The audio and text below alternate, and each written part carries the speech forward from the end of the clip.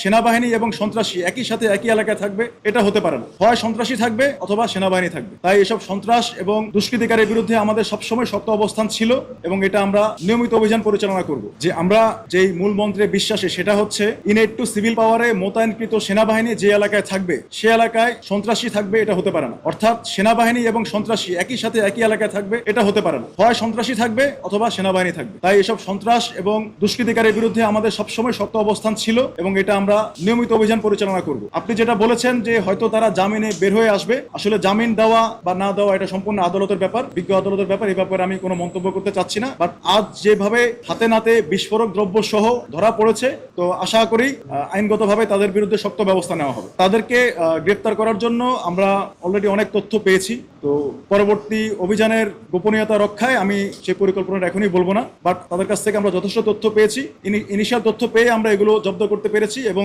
তাদের গডফাদার যারা আছে বা এর সাথে যারা জড়িত আছে, তাদের সহপাঠী যারা আছে, সহযোগী যারা আছে, তাদেরকে গ্রেপ্তার করার জন্য আমাদের নিয়মিত সাহসী অভিযান চলবে। সেনাবাহিনী এবং সন্ত্রাসী একই সাথে একই এলাকায় থাকবে এটা হতে পারে না। হয় সন্ত্রাসী থাকবে অথবা সেনাবাহিনী থাকবে। তাই এসব সন্ত্রাস এবং দুষ্কৃতিকারীর বিরুদ্ধে আমাদের সবসময় শক্ত অবস্থান ছিল এবং এটা আমরা নিয়মিত অভিযান পরিচালনা করব।